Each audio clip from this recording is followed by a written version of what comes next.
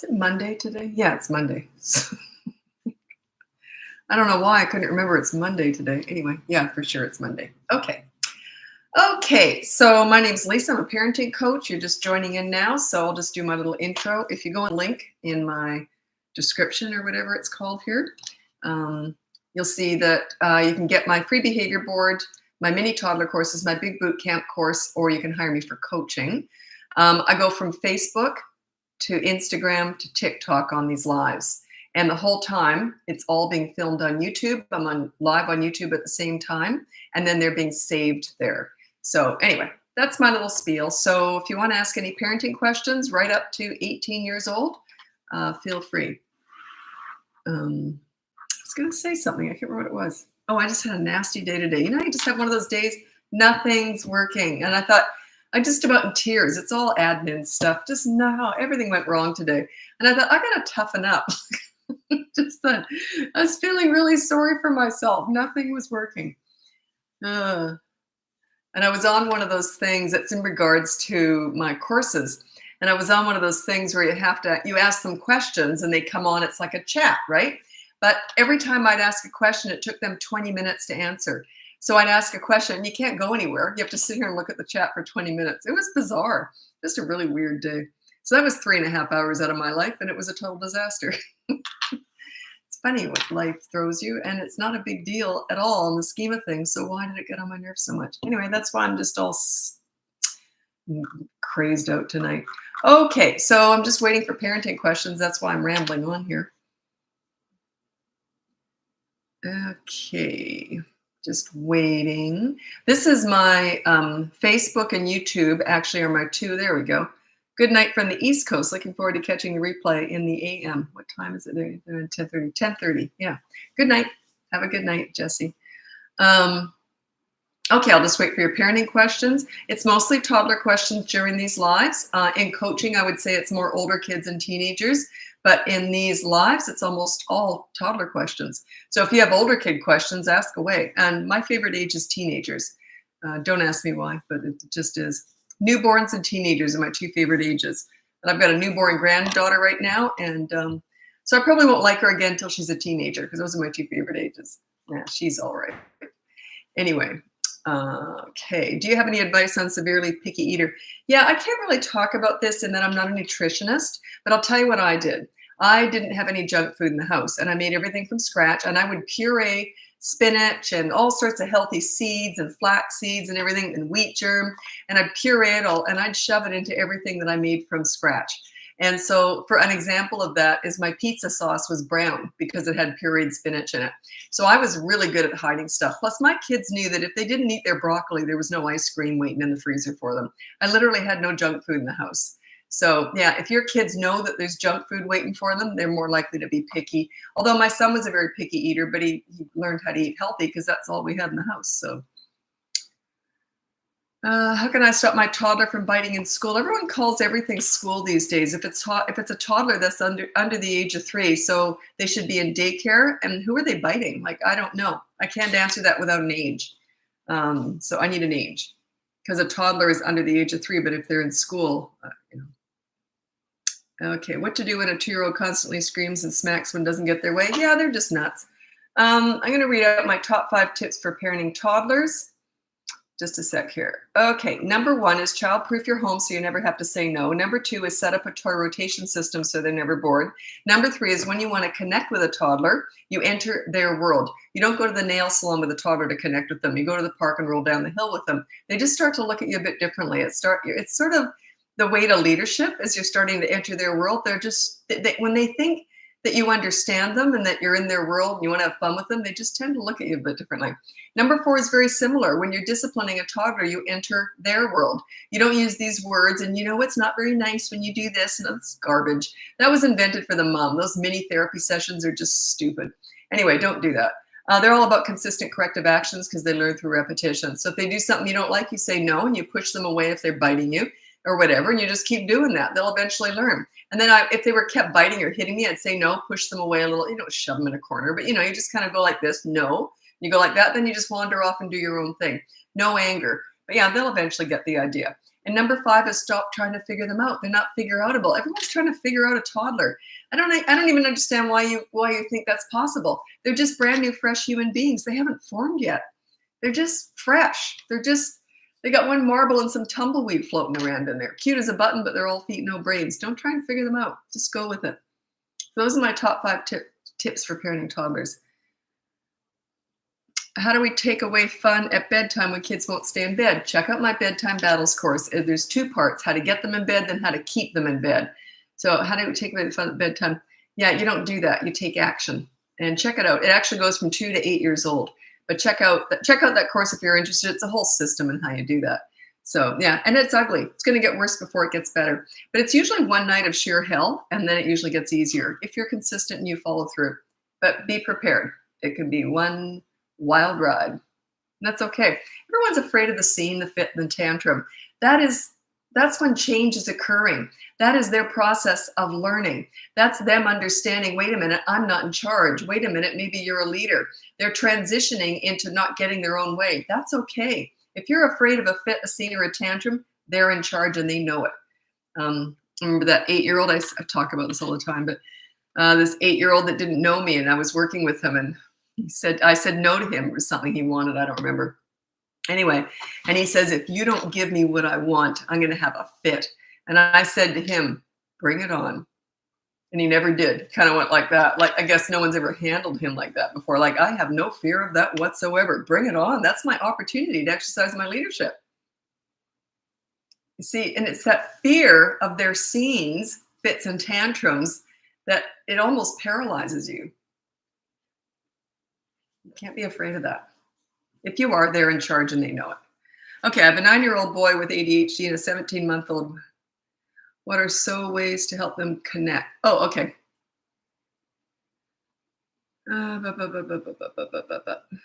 Just like I'm trying to hit the C more. It's just, I don't know, connect each of their worlds. Okay, that's tricky because everyone wants their kids to be best buddies. You can't always do that. They're not always going to be best friends. They either click or they don't, regardless of the age, by the way. But 9-year-old, 17-month-old, what you do is you just play silly games. It could just be magic tricks, learn magic tricks, and have the 9-year-old boy become the 17-month-old's hero. Like the 9-year-old boy's doing magic tricks for the 17-month-old, but really simple stuff like da-da-da-da, taking a pen, da-da-da-da, da-da-da, and then coming out the other hand, and they put it down their back pants, and then it comes out. I used to do stuff like that all the time with little ones. So yeah, have the 9-year-old become the 17-month-old's hero.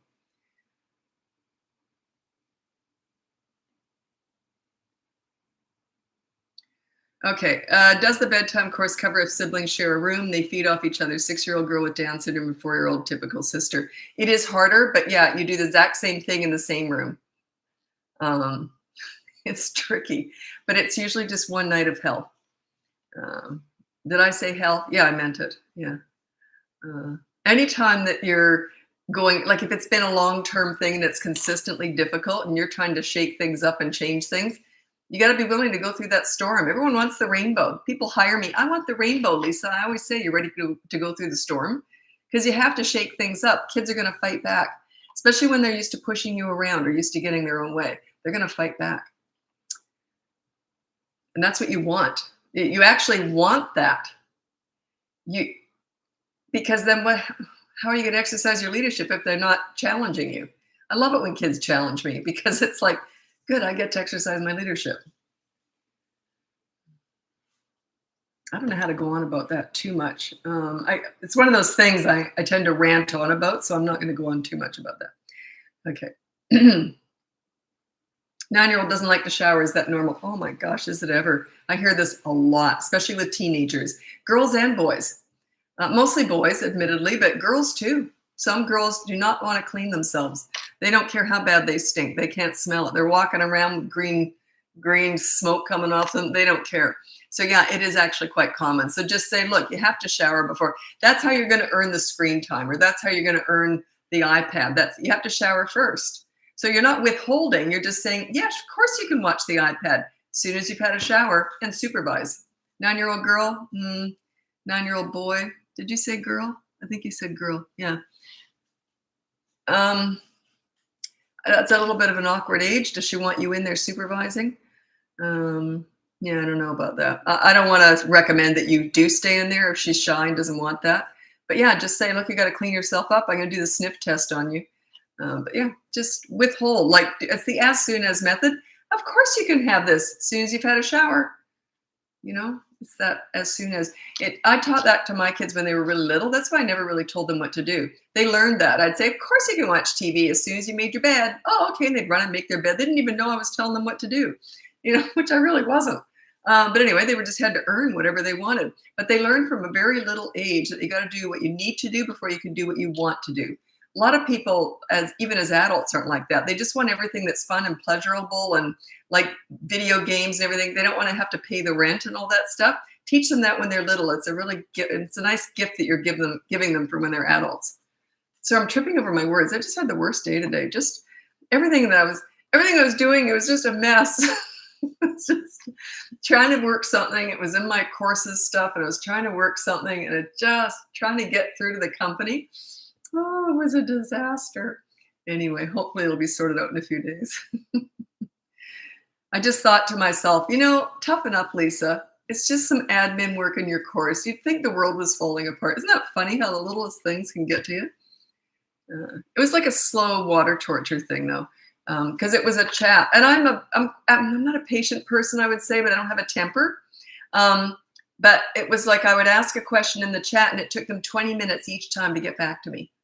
So it was nauseating. Like it just was like a slow torture, like bamboo skewers under my nails.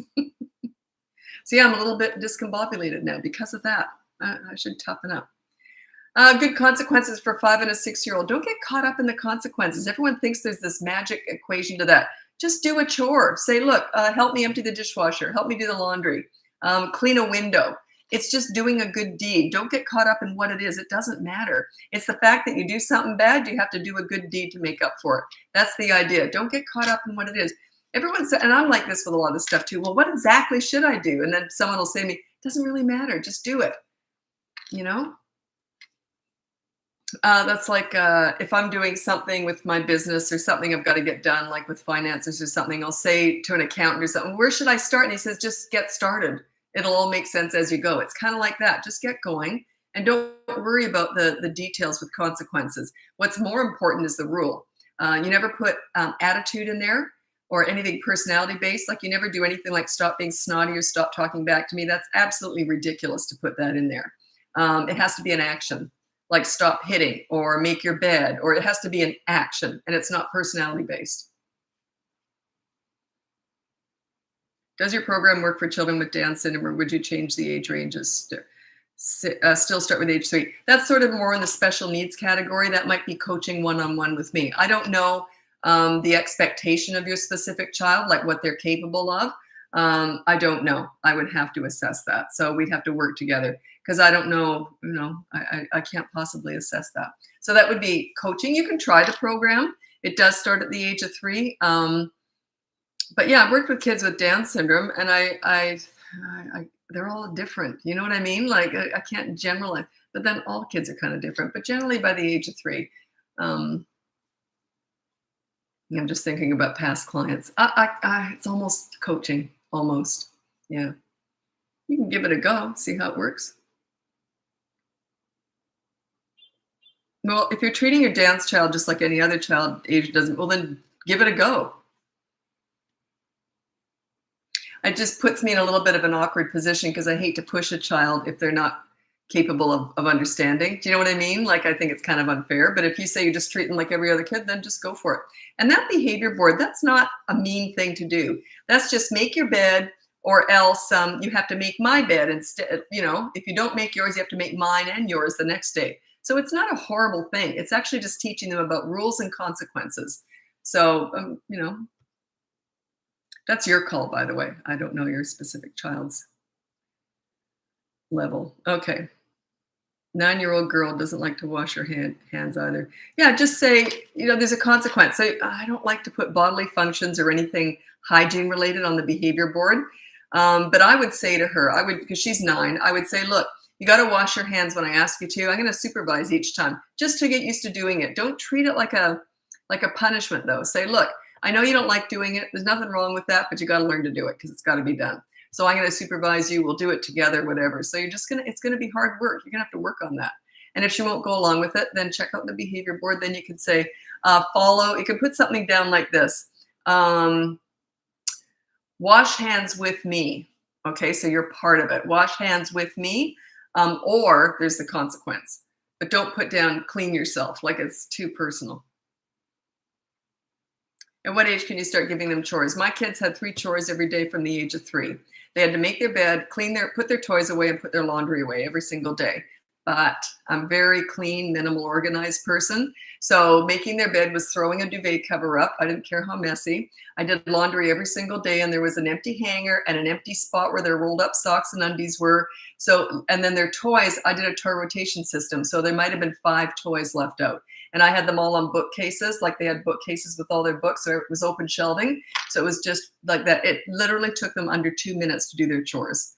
So, but you don't, if you have a lot of clutter and a lot of stuff, then you don't do that. You got to set them up for success. Make it very easy to do. I don't remember them ever not doing it. Just because I'd say, okay, let's get our chores done, then we could go out or something. So we'd all run around doing, just sort of was a thing that, like a habit. Because I was very organized and there wasn't much to put away. There wasn't much to clean up. And it was all very, I set them up for success. I've had clients say to me, I keep telling them to clean up their room or their toy room or their playroom, and they won't. And I said, can you just walk me into that playroom and show me what it looks like? And they've got like a 3 and a 4-year-old, and it's a cluttered, hoarded disaster zone. And they want their 3 and 4-year-old to clean that up. And I say, no, you clean it up, do a toy rotation system, put 95% of those toys away, and then have the rest, just a few out. Then you can ask them to put them away. But yeah, you can't expect kids to come in and, you see what I'm saying? It's the expectations. You've got to keep it fair and reasonable and doable. Otherwise, they're going to feel like, you're going to be mad. They're going to feel like crap about themselves.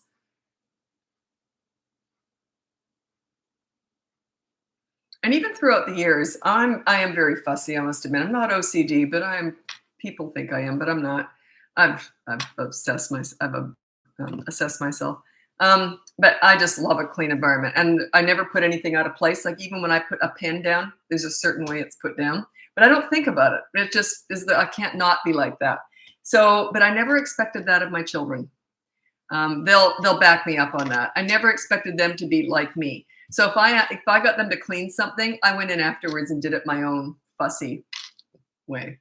So I would never expect them to be the way I was, because I don't necessarily think it's right. It just is, I like to live this way. And then when they were teenagers, they didn't have to clean their room at all. Got to give teenagers something. But with teenagers, I had a rule: no dirty laundry or no food or drink in your room. Because you can just imagine it could get really, so they couldn't have anything, dirty laundry or food or drink that would smell or go rotten. Those are the only rules I had for their room when they were teenagers. But yeah, they got kind of messy. Okay. How can I help a child who is destructive at school and doesn't know how to get along with other? Well, how old? 6. Okay, 6-year-old. Well, I don't understand. How can I help a child who's destructive at school and doesn't know how to get along with other kids, follow rules at school? So they got to be like that at home. There's only 3 reasons that would happen. One is they get away with murder and you just cater to them at home. There's no expectations. So when they go to school, the teachers can't cater to them like that, right? There's going to be expectations of them. So you spoil them at home so they're impossible when they go out, right? That's 1. 2 is that perhaps something's going on at school that's upsetting them. That's not usually the case, but that could be the case. Or 3, and I forgot what 3 is. There's 3 reasons. They're spoiled at home. What's the other reason? Sugar. Isn't that dumb? How can I forget? I'm just discombobulated. I had a really rough day today. A confusing day today. What's the 3rd reason? So if kids are acting out at school and parents say they're not like that at home, they either are like that at home, or that's what I was going to say. They're either like that at home also, and then you expect them to have different personalities when they go out. That's it.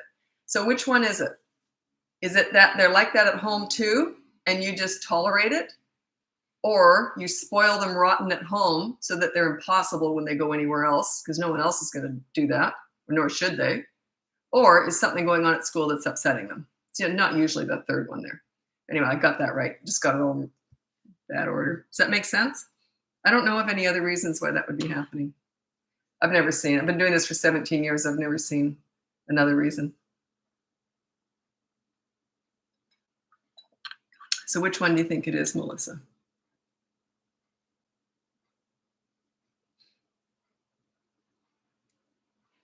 A lot of people have very unruly children at home, and then they send them off to school and say the teacher can't handle their kids. Imagine having 30, 20 or 30 unruly children thrown your way, and you're expected to parent them at school. That's a parent's job, not the teacher's job. Behavior is the parent's job.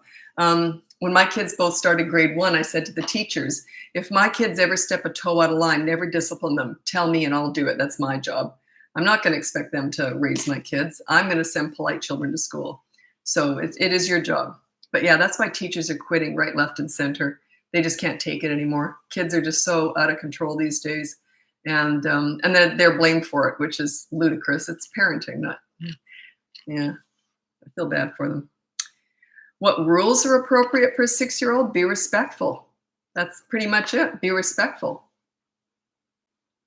You can't put that down, though. You have to pick actions. But the rules are, I mean, what you want from your children is respect for themselves, for other people, for you. But you do that through leadership. So check out the behavior board. It'll teach you what you can put down there.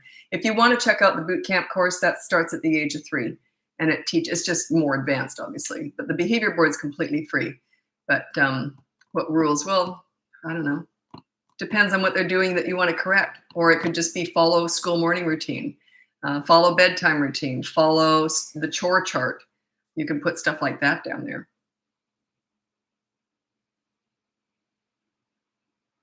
Nine-year-old talks back a lot, and I have to repeat myself before I get his attention. Yeah, I don't repeat myself at all.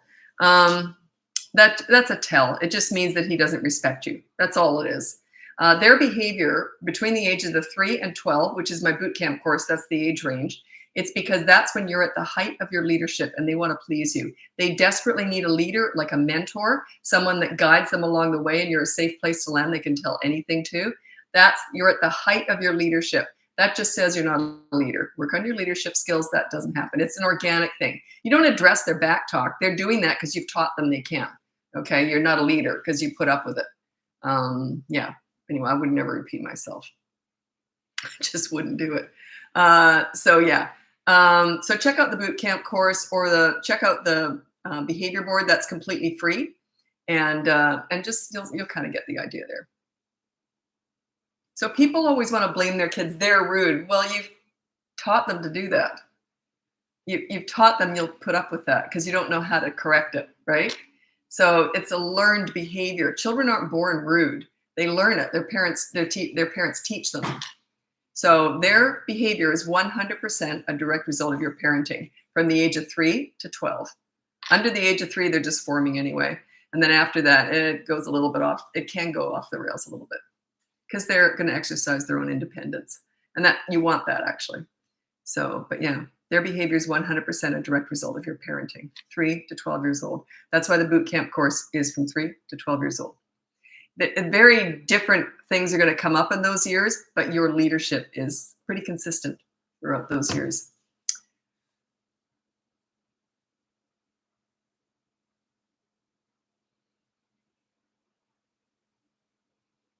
Whoops.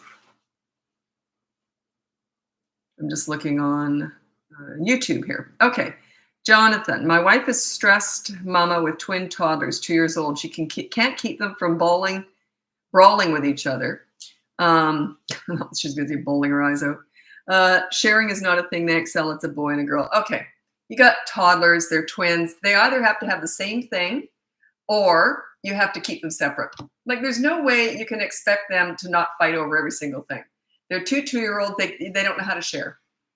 They just don't. You can't teach a 2-year-old how to share. Sharing requires empathy. You can teach them potentially down the road how not to grab things from other people, but to willingly want to share, you can't teach a 2-year-old that. So you either have to keep them separate or make sure they both have the same thing.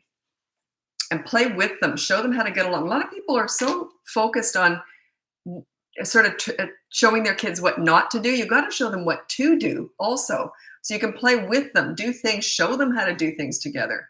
So that's a big part of it too. A lot of people are really focused on what they want to stop rather than teaching them what to do right. Okay, he acts out at home too. So you're just not a leader. That's the 6-year-old, right? Yeah. Okay, good, Melissa. So you've identified that. So then just work on your leadership skills. That would not happen. When you're a leader, they want to please you. It's a natural instinct to want to please a leader. When you look up to someone, let's say even as an adult, you look up to someone who makes you feel great about yourself, because leaders bring out the best in them. Leaders make them feel good about themselves. So when they feel good about themselves, and believe me, when a kid's acting up and being disrespectful, they feel like crap. Their self-esteem is in the toilet, guaranteed. They don't feel good about themselves if they're treating people poorly. It's just the way it is. So work on his self-esteem by setting yourself up as a leader. Check out my boot camp course. It goes through it step by step over 5 weeks. I start you slow, by the way. Do not go to week 4 right away. Everyone wants week 4. Week 4, you get off the behavior boards. Week 1 through 3 is behavior boards. It's a learning tool. Those behavior boards, like I never would have used one. It's a teaching tool teaching you how to do this and starting you slow. 1 rule per week. If I went into your home, I would address everything in 1 day. I wouldn't correct it all in 1 day. It's going to take me probably a few days or a week.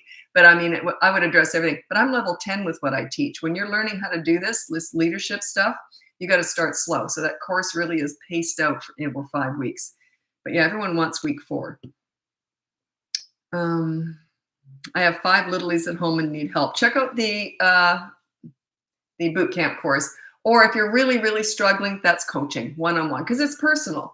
So I'm going to, it's always a little bit different. Coaching, I always throw stuff in that you'll never hear on here, because it just depends on, it's very personal. So I often recommend stuff that they say, I've never heard you talk like that before. And I say, well, I haven't had you before one-on-one. So it's just personal.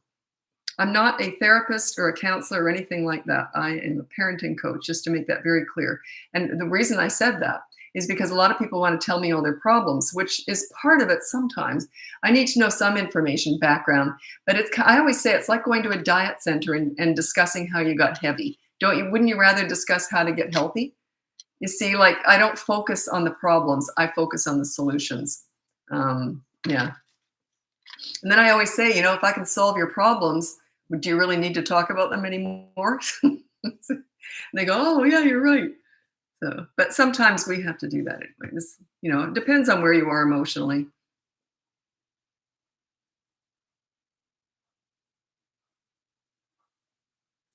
Why are kids so out of control these days? I notice the same thing. Pleaser parent style. Pleaser parent. About 30 years ago, it's probably longer than that now when I think about it. It was in the 80s. When was that? That was 40 years ago. Jeez. I always say 30 years ago. Actually, it was probably 40 years ago. The first time, I'm going to have to change that now, because I always say 30 years ago. Anyway, I noticed the participation awards come in. It was the start of the entitlement. It's the entitlement victim era. Blaming everybody else for everything and catering to your children's, not just their needs, but their wants. You meet their needs and manage their wants. There's none of that. It's meeting all their wants. Do you want this? How do I make everything easy for my kids? You are destroying them by doing that, because they're not going to be able to function out there in the real world. That pleaser parent style, yeah. It goes along with the get down on their level and say, use your words. Garbage. What a patronizing thing to say to a child. Use your words. In other words, be more like me. Find your inner adult. So patronizing. All that garbage came out. That's what destroyed parenting. It's that pleaser parent style. It's absolute crap. It drives me insane. When I first saw that coming, it was invented to make the mom feel good about herself. It has nothing to do with the kids. It's all about the mom and her language, what she wants. It has nothing to do with the children. You're not meeting their needs at all. They need a leader. They need direction. They need guidance. They need to feel safe. They don't feel safe with a pleaser parent. They're raising self-entitled snowflakes with mental health issues. And they're all victims. When they become adults, they're all victims, because the rest of the world isn't out there catering to them, rolling out the red carpet. Oh, you got to go to the bathroom. Let me get the red carpet going for you. It's ridiculous. And also, pleaser parents are usually yellers. So they're giving into them, and then they're yelling at them because the kids are so disrespectful. It's a mess. It's an absolute mess. So that's what happened.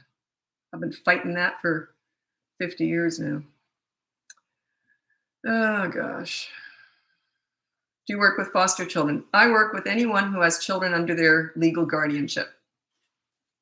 So yes, a lot of my clients have foster kids. I just really admire that because, it's not cheap hiring a coach, right?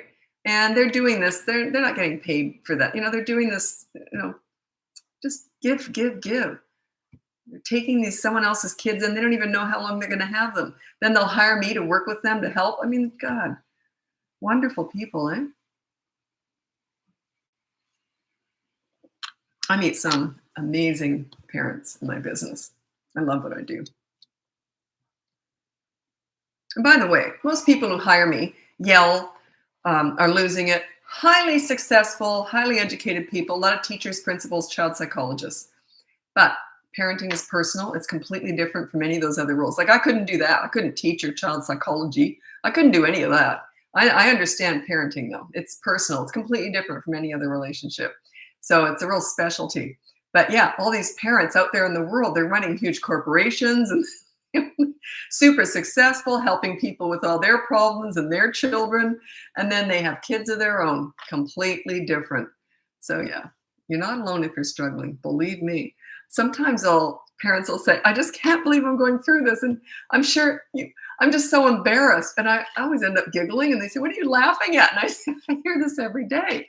Like, why are you embarrassed in front of me? This is what I do. This is what I deal with. So it always strikes me as funny. I'm just so embarrassed. I'm a parenting coach. I deal with this every single day.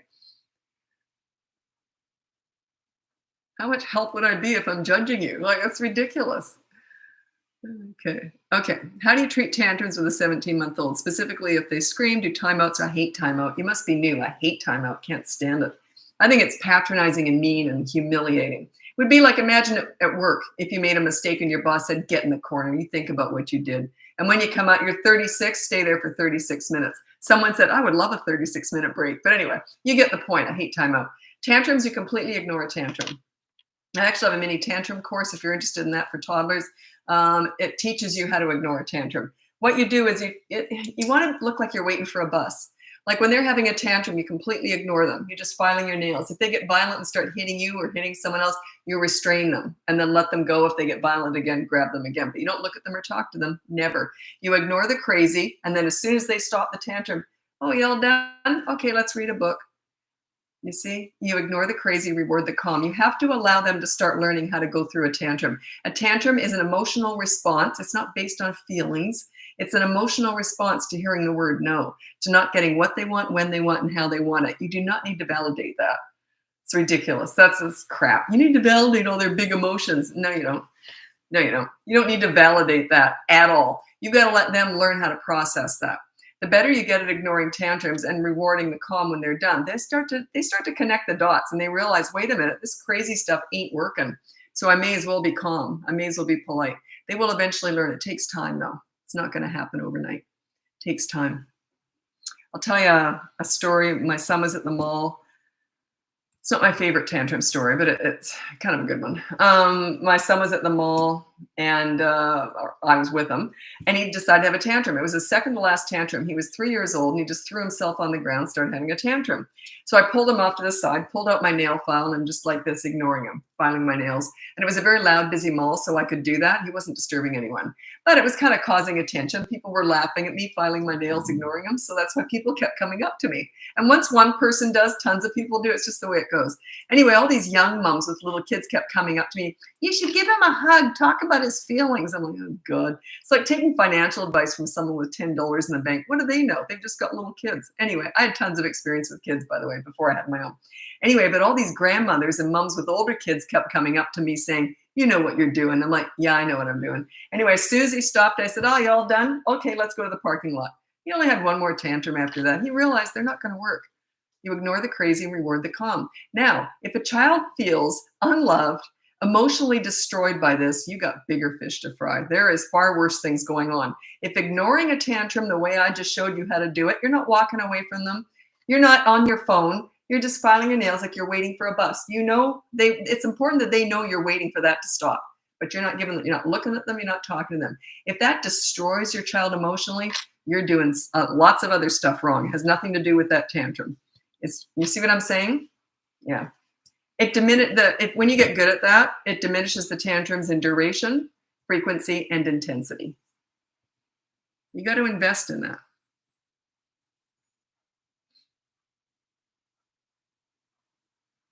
I remember if I was ever acting stupid around my mother, I never had a tantrum, but if I was doing something my mom didn't like, she would, she would look at me like she was the leader, my dad was the pleaser. There's usually a leader and a pleaser in the family, and that's okay. As long as the pleaser defers to the leader, doesn't matter. There's usually only just one leader.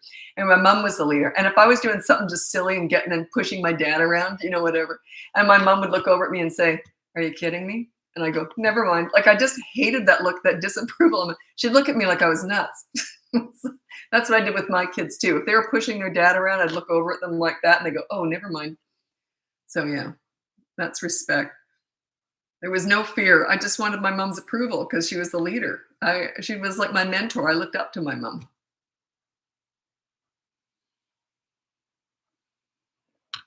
That's your power, is you bring out the best in kids. When you're a leader, you make them like themselves. When they like themselves, when they're with you, they want to please you. You lead, they will follow. My mom just had to give the look. Yeah, I had it. I could do it from across a football field, I'll tell you.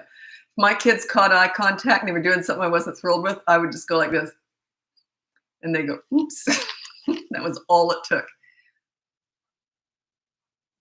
When I ask my 9-year-old to do something, she tells me, "No, I hate it." What do I do? Work on yourself. You lead, they will follow. That's you. You work on yourself. And organically, she won't do that. They respect you when you're a leader. They don't when you're not. So work on your leadership skills. That's all this is. I don't teach kidding. I don't fix kids. I teach parents. They will, once you're a leader, it organically happens that they respect you. It just does. Think about it. Have you ever had like someone that you look up to, a favorite teacher, a sports coach that you really looked up to? Would you ever be rude to them? Like it would just feel wrong, wouldn't it? Well, that's what leadership's all about. Anyway, I got to move over to, where am I going next? Instagram. So if you want to join me over there, you can join me over on Instagram. It's the same name. Where am I? I'm on Facebook, I hope. Anyway, sometimes I mix it all up. Anyway, I'm on Facebook, I'm pretty sure. And YouTube.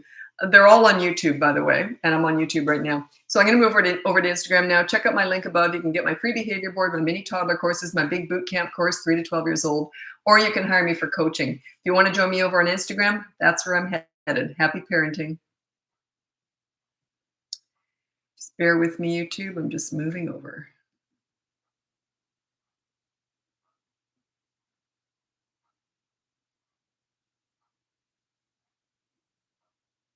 There we go. Instagram's very fast. They all turn up in one big clump. Like 100 people, bang, within usually 7 to 8 seconds. It's bizarre. It's the only platform that happens on. I have no idea why. Okay. Let me see. How many seconds is that? That's more like 12 seconds. Okay, there you go. Sorry, I'm just talking to YouTube. Okay, so welcome to my live. You probably came over from Facebook, right? I'm guessing. Anyway, welcome to the live on Instagram. Then I'll be moving over to TikTok after this one. I do about 30 minutes on each. I went long on Facebook. I don't know why. Anyway, welcome from MT, Montana. Is that Montana? What's the cool sunglasses for? Is that a Montana thing? Okay. Advice on a separation anxiety for 1.5-year-old. Yeah, they're just going to go through it. Do the dump and run like I used to do. So the only place my kids were ever dumped off when they were that age was I went to the gym every single day. So they went in the gym daycare. My son ended up loving it, but at first he didn't. So, and he would cry and all that. And you always do the dump and run. You do it really fast, like pulling off a Band-Aid. Don't stretch out the goodbye. And I always ended with, "I'll see you later." So it was all that up, "See you later." So rather than bye, say "see you later," I'd end on that up note. So, and they learn. It's just a stage. They're going to go through it. They don't all, but yeah, it's just a stage after stage after stage with toddlers. I love listening to you. You make me feel like I did something right with my kids. The thing is, too, is people are so hard on themselves with parenting because they seem to think that it should come naturally. It might. It kind of did with me. But I did work with kids from the time I used to volunteer in daycare centers when I was 11. Like, who does that? That is weird. Anyway, and then when I was a teenager, I did the same thing. I went to hospitals Then I ended up going to schools, detention centers, psych wards, anywhere there were kids in trouble. That's where I went. Teenagers, handicapped children, ill children. I always drawn to helping kids. So I learned a lot. But so yeah, it did kind of come naturally in that I wanted to learn, but I had to learn all this, like I worked with hundreds of kids before I had my own. Everyone seems to think that it should just come naturally. That's why they're embarrassed when it doesn't. Well, it's a learned thing. And the thing is, back in the day, people had a village helping them out. They had grandparents, neighbors, all the moms were all in one big neighborhood, one big clump. They all had support. Nowadays, you're all by yourself. You're isolated. It's completely different. And plus, you make the mistake of looking at those pretty mums on Instagram, and they're all gorgeous. They've got like $5,000 strollers, and they just look perfect. Well, they probably got 3 nannies, and it's just so unrealistic. So yeah, it's the hardest job in the world with the least amount of training, and everyone expects you to be an expert, especially you. So parenting is that's why I'm here teaching it. It's a learned skill. Yeah. Tips for getting a 3-year-old to go to bed without needing it. Okay, so check out my bedtime battles course. It's a whole process. It's 2 parts: how to get them in bed, then how to keep them there. That's the hard part, by the way, is how to keep them there. But check it out if you're ready for it. It's usually one night of hell. Yeah, so it goes from 2 to 8 years old. Check it out. It's worth it, though. Everyone says, "Well, I don't want that." Well, stretch it out. They may be 16 years old, and you're still waiting for them to fall asleep. Like, you know what I mean? You gotta be willing to go through the storm to get to the rainbow. It's short-term pain for long-term gain. Libya, hello, Libya. I get a lot of people from Dubai. I was talking to someone once. I had a client in Dubai once, and they said, "Oh, they went to this function or something, and they told each other about me." And I said, "How come I got so many clients in Dubai lately?" And they said they all told each other. That's why. It was funny.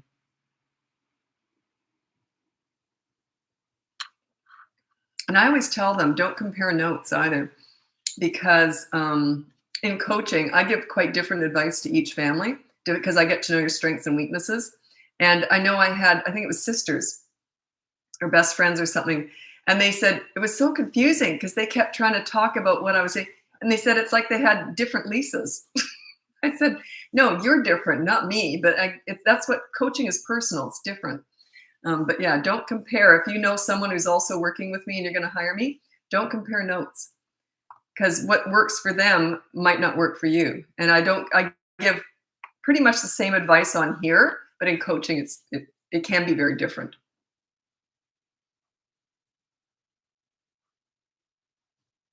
My 14-month-old wakes up for bottles during the night. Yesterday, you said something about you may be catering. What did you mean? Oh, catering to that. Like you're very amicable. Here you go. I would be like, I might go in there and say, no, no more. And then I would just leave. I don't know. There's no way they'd be getting a bottle out of me in the middle of the night. No, not at 14 months. No. So I would probably go in there, pat them on the back and say, no bottle. But I would sort of set that up ahead of time. Like, in other words, do they have a bottle at any other time? I would bag up all the bottles, have them help you do it, and do a big show of it. Here's all the bottles. Here's your new sippy cup. No more bottles. And they have to throw the bottles in the garbage with you outside somewhere. You can save them later on. You know what I mean? But yeah, so do a big show. And then you're just going to go through a really rough night. Just say no. And you can pat them on the back, then leave. Then if they keep crying, go and pat them on the back and then leave, back and forth, because you're taking something that they love away from them. So it's a little bit different from just a bedtime thing. Yeah. A lot of people cater to what they don't want because they don't want the scene. If you're not willing to go through those fit scenes, tantrums, the yucky stuff, you're never going to move forward, because transitions are difficult for all of us, but especially children. If they like something and you try and take it away, that's a transition. They're often going to really struggle with that. And that's okay. They have to learn that there's lots of transitions in life. They're going to go from pooping in their diaper to pooping on the toilet. They're going to start school. They're going to have friends who are going to dump them and go on to other friends. They're going to have different teachers. Life's full of transitions, and they're all hard. You can't make everything easy. That's the pleaser parent style, trying to make everything easy. You can't do that, because that's not realistic. Life isn't like that. But like I said, I'd still go in there and pat them on the back and say, bottles are all gone. And then I'd pat them. I'd probably, I don't know how many times I'd do it, probably a lot, because you're taking something away from them. Do you change a procedure for kids with ADHD? That's where I learned all this. I didn't learn this with my own kids. I got respect when they were little and kind of sailed right through the teen years. This is all stuff I learned through working with kids, and they were all alphabet kids. You know, they had ADHD, WXYZ. They had everything after their names. I used to call them alphabet kids. But yeah, that's where I learned all this. And I'm kid taught. They taught me all this. I've had some training because I had to get clearance for certain things I've done with kids, but I never used any of the training I got. I just let the kids guide me in what they needed. I meet their needs and manage their wants. So I let them guide me. So I'm kid taught. That's why when people come at me with all this fancy lingo, I think, well, the kids never talk to me like that. So why would I know that? You know, I'm kid taught.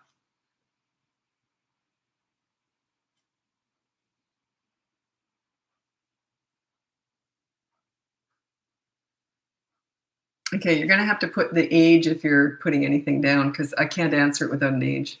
Sorry, I've got to scroll through. I forgot. Instagram doesn't do that for me. I'm lazy. TikTok made me very lazy. It scrolls for me. What do you do with a 2-year-old who screams? Well, I don't know. Are they screaming happy or sad or just excited? I don't know what kind of screaming you mean. And basically, with something like that, generally you ignore what you don't like and you reward what you do. Reward is just attention. So you ignore what you don't like and give attention or reward to what you do like.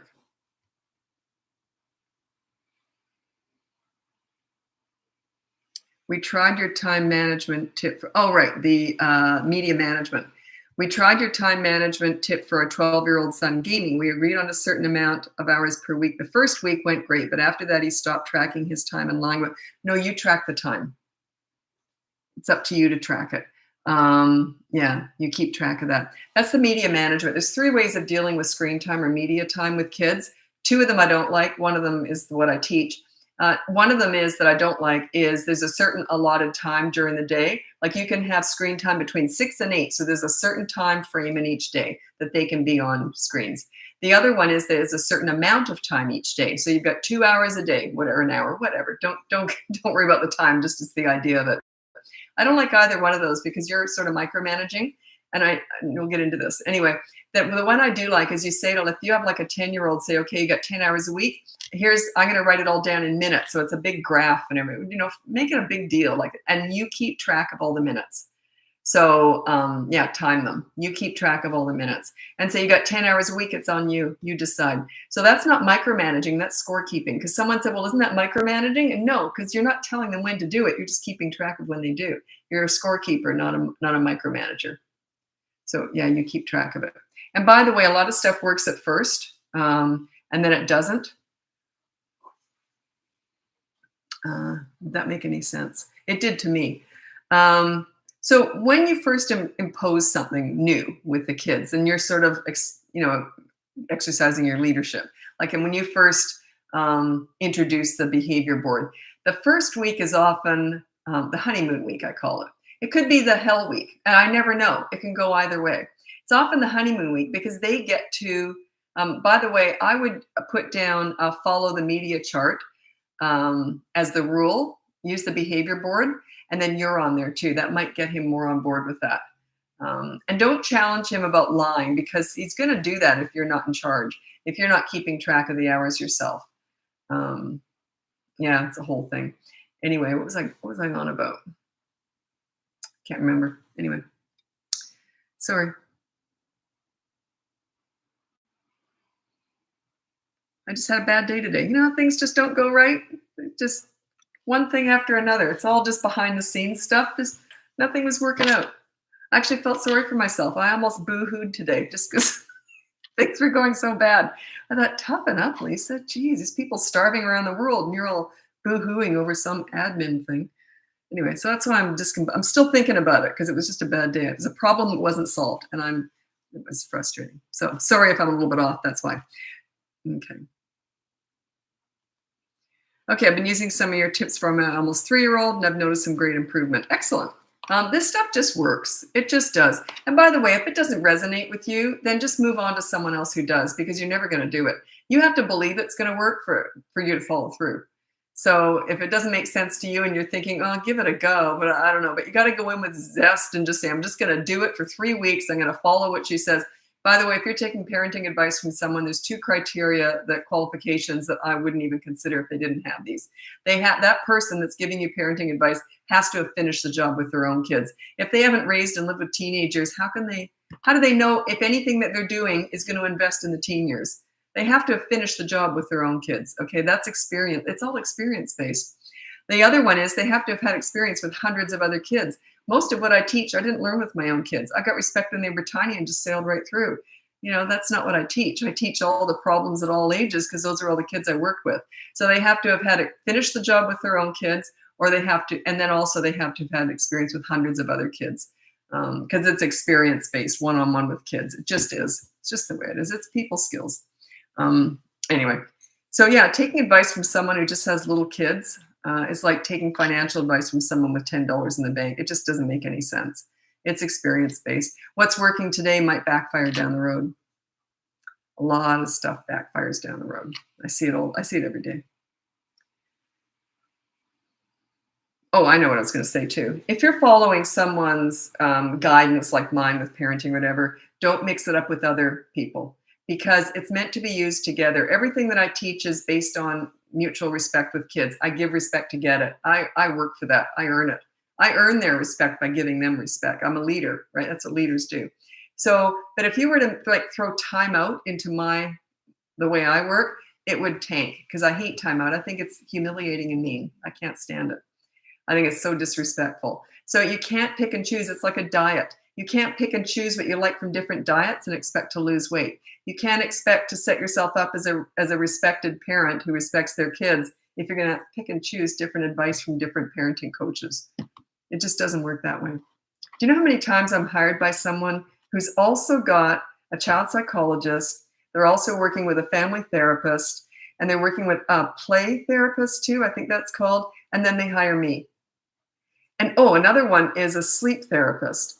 Like, these are people obviously with a lot of money, and they're hiring all these different people, and they want me to come on board, and then to I'm like, do you want a refund? Or you can work with the therapist, you can work, but you can't work with all of us together necessarily. It doesn't always work that way, but anyway.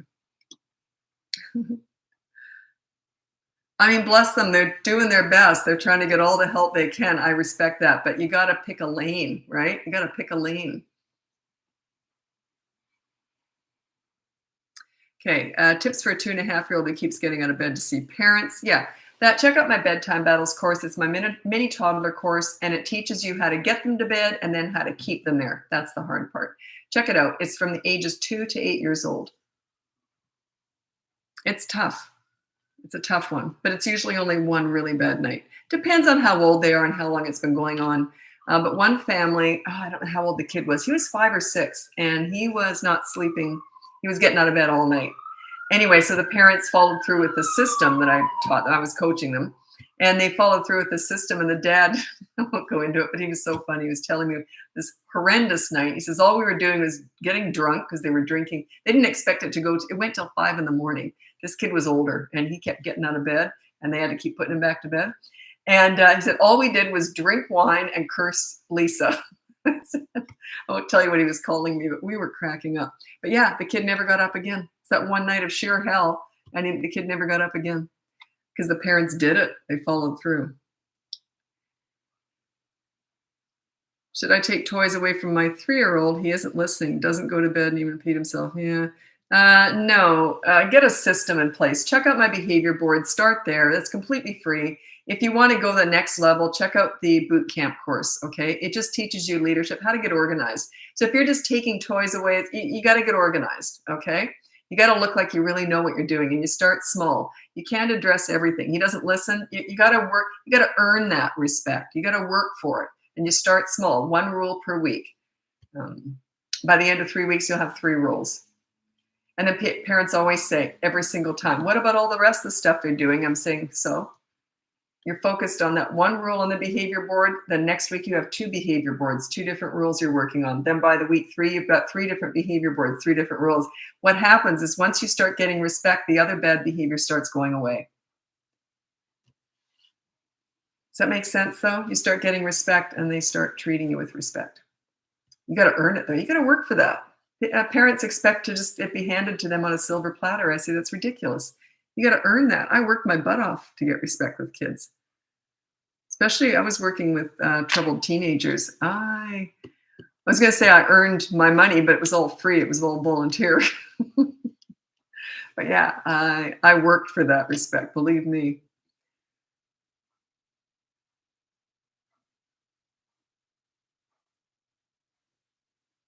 Sorry, I'm just flipping ahead because I got to scroll because some people leave. So, whoops, oops, I missed a lot of questions there. Whoa, okay.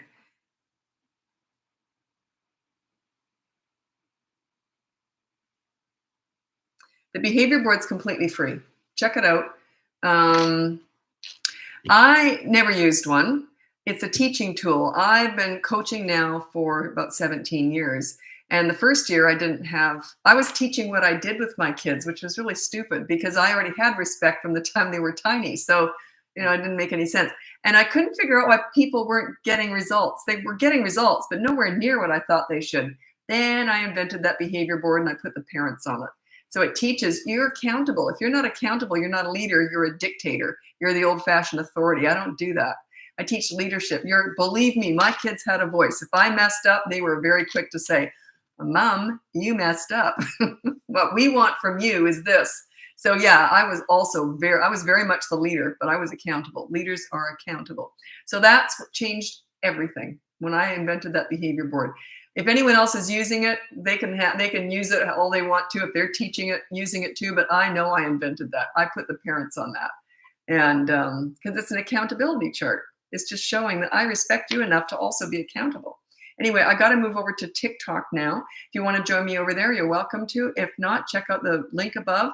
You can get my free behavior board, my mini toddler courses, my big boot camp course from 3 to 12 years old. Goes for 5 weeks. And it's all self-paced, but don't rush it. You can stretch it out by a week or 2, but do not rush that. It's all paced out accordingly. Or you can hire me one-on-one for coaching. It's all done on Zoom, but once a week, doesn't matter where you live. Anyway, happy parenting. I'm moving over to TikTok now. Okay, bear with me. YouTube. I always feel like what do I feel like I'm doing when I do this? It's weird.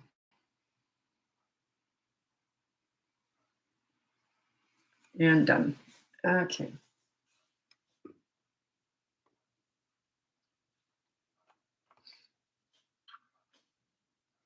Jonathan is also helpful. Excellent. That's why I do these lives. I love talking to parents. It's like it's my favorite thing to do in my business is talking to you guys. It's coaching and this. It's because I'm talking to you. Coaching is back and forth though, so that's a bit better.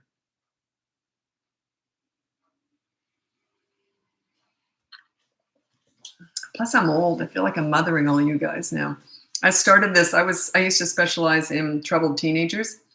And so a lot of my clients were older than me. Now everyone's younger than me. So, because I'm in my 60s now. So, but yeah, a lot of my clients, I felt like I was another thing you should do. Some of them are like 20 years older than me. Oh, it was funny.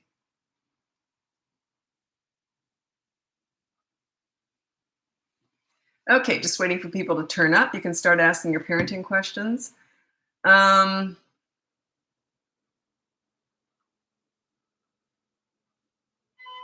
oh, Jonathan, I'm 28 with these 2-year-old twins and was only married a month after getting pregnant.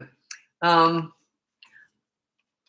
can top just about anyone in how quick I got married and how quick we had kids. I was single, living in Canada, and a year later, I was married, living in Australia, and I had a baby.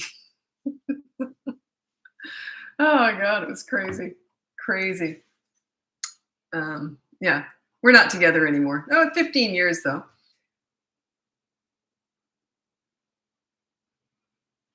Okay.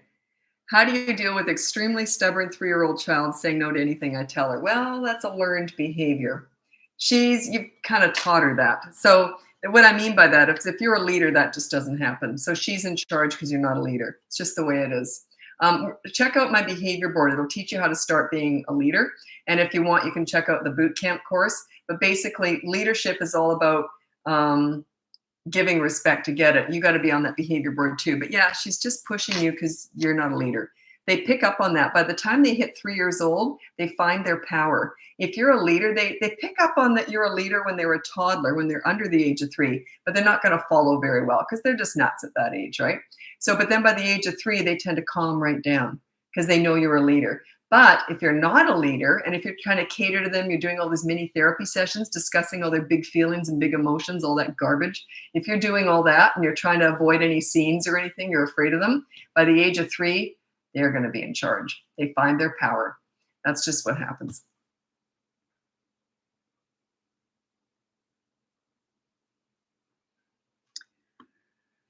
Okay, well, 4-year-old son is not as nice to his 2.5-year-old sis as he is to his 1-year-old brother. Well, he's probably more sort of paternal towards the baby, and maybe the 2.5-year-old, they're more equal. So I don't know. I don't really know what's going on there. I don't know how you treat the kids either. Perhaps do you sometimes favor the 2.5-year-old over him in certain situations from his perspective? That could be it. You're building resentment. I don't know. You might have to hire me for that one. I'd have to assess that because I don't know why he would treat the 1-year-old better than the 2.5-year-old. Could just be that they're more equal and they're just at each other more. But yeah, I don't know. I'd have to assess. If you want my help, I'd have to assess that. You'd have to hire me.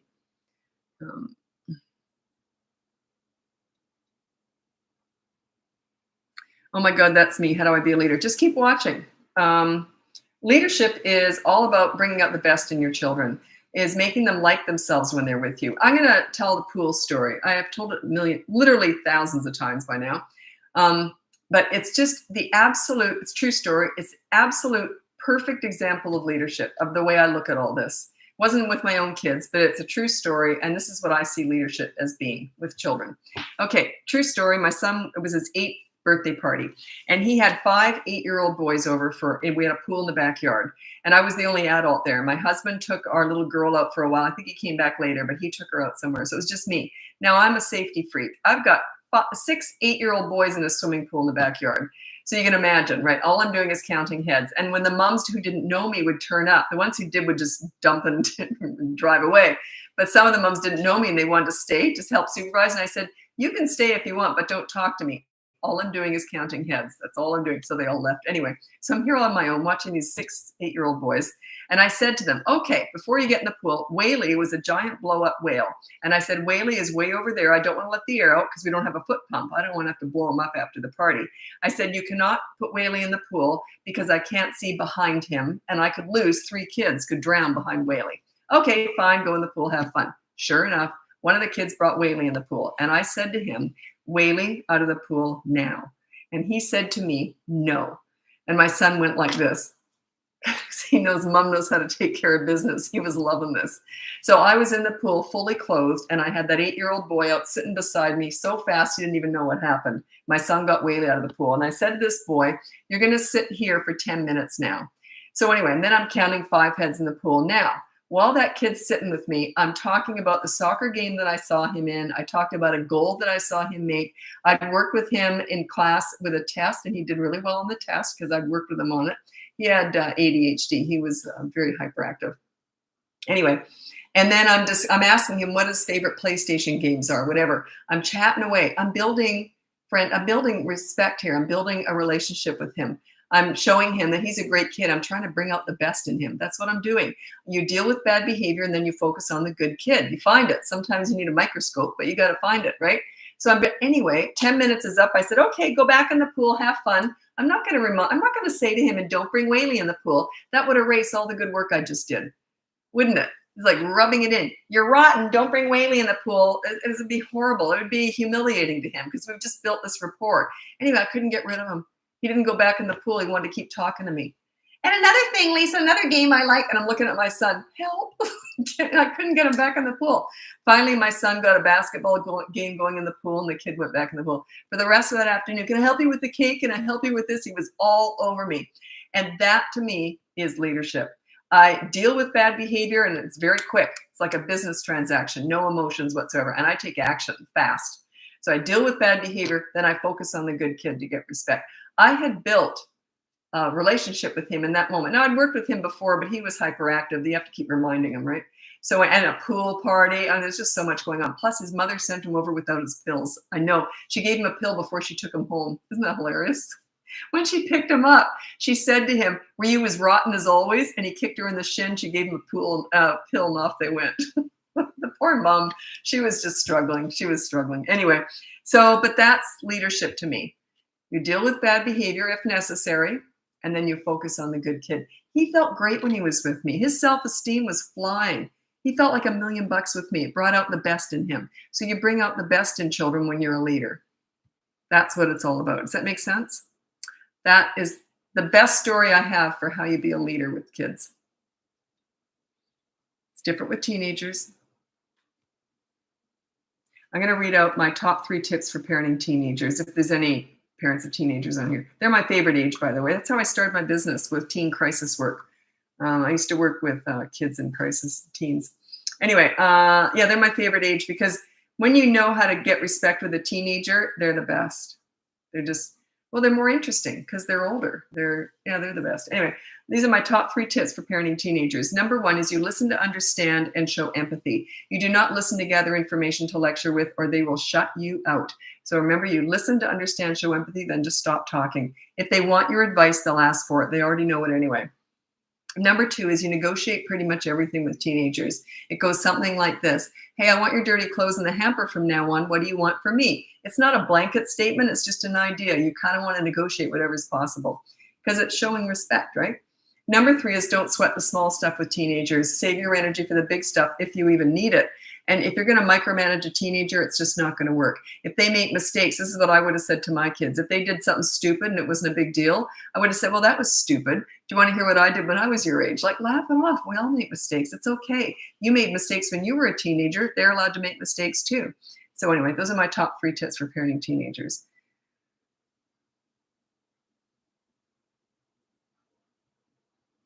How do you do that with a toddler? Well, that was for an 8-year-old boy. You don't do that with a toddler.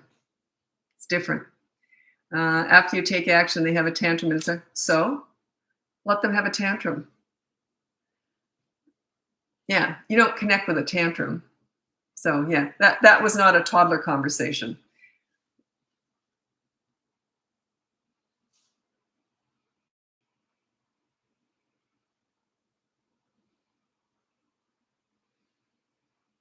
Okay, 5-year-old is starting with the I don't want to go to school a bit. Any advice?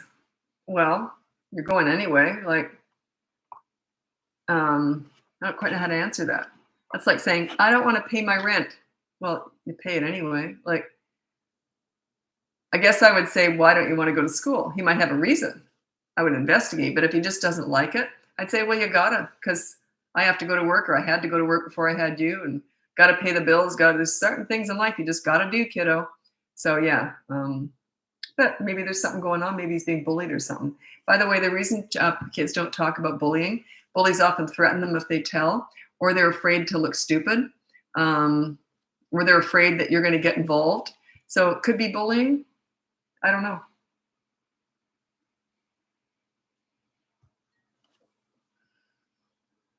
I used to do a lot of stuff, different stuff I don't do now, because I've been in this business now for a long time. And one of the things I used to do is I used to be a mediator. So what I would do is if a kid was really in trouble, like about to be kicked out of school, is I would go into the school with the parents and I would be the mediator. And I always said to the parents, every single time, if we were dealing with bullying, and their kid was often the bully, but they were in denial. So I would say, let's not use the word bully. Let's just say our kids aren't getting along or whatever. So when I'd say, do not use the word bully. Have we got an agreement on that? We never use the word bully, bullying, bullied, nothing. No connotation of the word bully. Don't use the word mean, rotten, nasty, nothing. So sure enough, we'd turn up with the principal and all that, and they'd say, your kid's a bully. So instantly they'd use the word bully. It got to be a joke that they just couldn't help themselves. They had to get nasty. So it was so funny. Yeah, I didn't do that for very long. Oh, it was funny. 3-year-old daughter with the biggest attitude, like saying, I don't love you. Yeah, I just say, whatever. And you never say, I don't love you or I do love you. You're feeding it. I just say, whatever. She's just doing it because it obviously bothers you. It must get under your skin. If I had said that to my mother, she would have turned to me and said, okay. And I would have gone, oh, never mind. Like, whereas that's what I would do too. Like, yeah, whatever. So it's getting under your skin. She's just manipulating. That's all it is.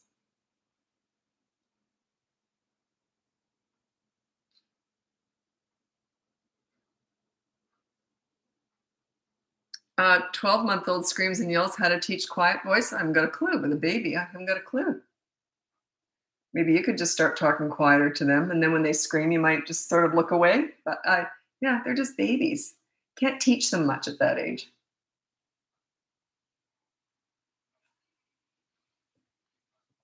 They're going to do what they're going to do. There's 4 different stages of parenting. And this is not about the kids, it's about you. The first stage is when you got a baby, 0 to 15 months. And that's where you are. And that's more about just loving them up, playing with them, bonding with them. When they cry, you pick them up. Okay, stuff like that. Then you go into the toddler stage. That's 16 to 35 months. That's when you're teaching them right from wrong. And it's all about consistent corrective actions. Doesn't mean they're going to listen to you. It means you're starting to teach them right from wrong. Maybe the 50th time you do it, the consistent corrective actions, they might learn. And then they might even revisit that bad behavior again, but they're just crazy. They're just learning. Then you're going to go into the child phase, 3 to 12 years old. This is when you're at the height of your leadership. They desperately need, crave, and want a leader at that age. When you're a good, calm leader for your children to lean on, you're a safe place to land, and you're also a friend, like you're fun too, then it's just magic. 3 to 12 years old. That's my boot camp age, my boot camp course age. Yeah, you're at the height of your leadership in that age range. Then you go into the teen phase. So that's another parenting phase that you go into. 13 plus. You have to start letting go. Let them make mistakes. Let them keep their room messy. Don't nag them. There's different ways around that, okay? And also lower your expectations. Parents say, well, they're just so thoughtless. And yeah, they're teenagers. They're going through hormones. They're trying to learn social skills. They're dealing with tests at school and pressure about college or university. I mean, they're just going through a whole bunch of stuff. So your expectations of them are usually what's out of whack. Same with toddlers. People struggle most with the toddler years and the teen years. The toddler years is normal because they're physical. So you're not going to be able to train them out of that. I mean, they're just going to go through it. The teen years should be a lot easier than the toddler years. They're more emotionally difficult, but because if you know how to understand teenagers and deal with them, then it's actually quite an easy age to manage because they will respect you and they just won't want to disappoint you. But you don't want teenagers to want to please you. You want the 3 to 12-year-old to want to please you. They desperately need, crave, and want a leader. And teenagers, when you get really good at understanding teenagers, they're going to tell you everything, stuff you don't even want to hear. Believe me. So yeah, they're just going to, because you're a safe place to land. Okay. But in those 3 to 12 years, that is the height of your leadership. They desperately need, crave, and want a leader. If you're not a leader for that age group, they're going to go searching out for it elsewhere. They just are. That's when they're susceptible to peer pressure, bullying, the drug dealer on the corner, the internet, the Kardashians. They're going to go searching out leadership somewhere if you're not the leader at home. You want to be the leader. That's what you want. Okay.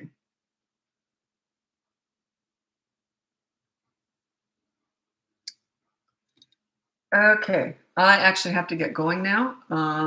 So thanks so much for joining me. If you go on my link above, you can see my free behavior board, my mini toddler courses, my big boot camp course, 3 to 12 years old, and my coaching. All my courses are going to have videos all throughout them from now on. They're all being downloaded soon. So yeah, if you've already bought some of those courses, revisit them in the next couple of weeks. They'll all have videos added. Those videos are not a replacement for the existing course. They're just add-ons. And they might have the odd story in that on there. Because a lot of people say that they wanted to see me, because it's the talking is where they got to know me. So they want the videos on those courses. So they're all going to be on there in the next couple of weeks. So thanks so much for watching and happy parenting. Bye now.